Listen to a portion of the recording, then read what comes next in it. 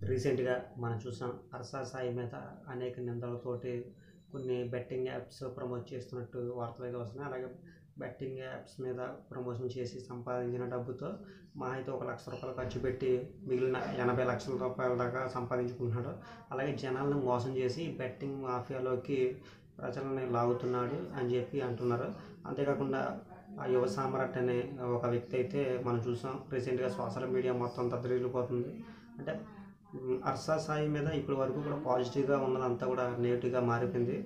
అలాగే మనం చూస్తున్నాం బెట్టింగ్ యాప్స్ వల్ల ఎంతోమంది జీవితాలు నాశనం చేసుకుంటున్నారు. అంటే ఇలా ఎంతోమంది నాశనం చేసుకోవడం వల్ల వాళ్ళ భవిష్యత్తుని దెబ్బతినే అవకాశం ఉంది కాబట్టి తను జనాలను కాపాడడానికి ఆయన వచ్చినట్టు ఆయన చెప్పుకుంటున్నాడు.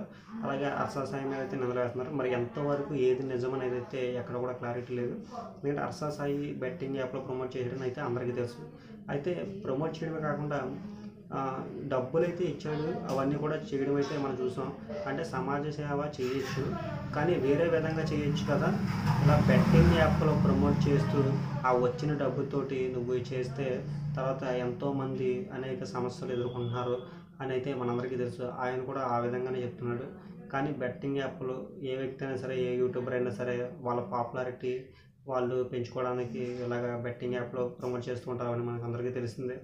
కానీ 'అర్సా సాయి' తన పాపులర్ అవ్వడం కోసం ఆ డబ్బును పంచుతూ అనేక మందికి సేవలు చేస్తున్నట్టు తనకంటూ ఒక క్రేజ్ సంపాదించుకొని తనకు వచ్చిన డబ్బును పోగబెట్టుకొని సినిమా చేస్తూ ఇప్పుడు ఆ సినిమాతో తను రిలీజ్ చేసుకోబోతున్నాడు.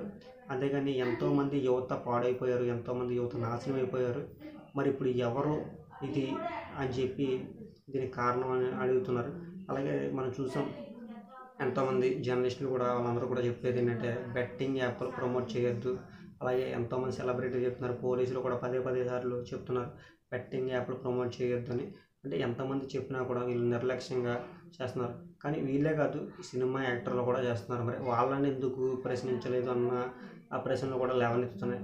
అంటే దీన్ని బట్టి ప్రతి ఒక్కరు కూడా మార్పు చేసుకొని ఈ బెట్టింగ్ యాప్ల నుండి ప్రమోట్ చేయకుండా ప్రజలను రక్షించుకోవాల్సిన బాధ్యత ఉంది. ఎందుకంటే ఎంతోమంది యువత చెడిపోతుంది.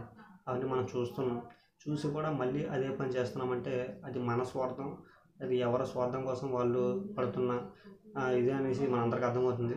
ఇప్పటికైనా 'అర్సా సాయి' ఇలాంటి బెట్టింగ్ యాప్లు ప్రమోట్ చేయకుండా నీ పని నువ్వు చేసుకొని మంచిగా వెళ్తే జనాలు గుర్తిస్తారు తప్ప ఇలాంటి చెడు పనుల వల్ల ఎంతోమంది ఇబ్బందులు పడుతూ వాళ్ళ కుటుంబాల్లో ఎన్నో నిరాశమైన మనం చూస్తున్నాం. అలాంటి పరిస్థితులు వద్దనైతే తెలియజేస్తూ మన ఛానల్ ద్వారా మనమైతే చెప్పడం జరుగుతుంది.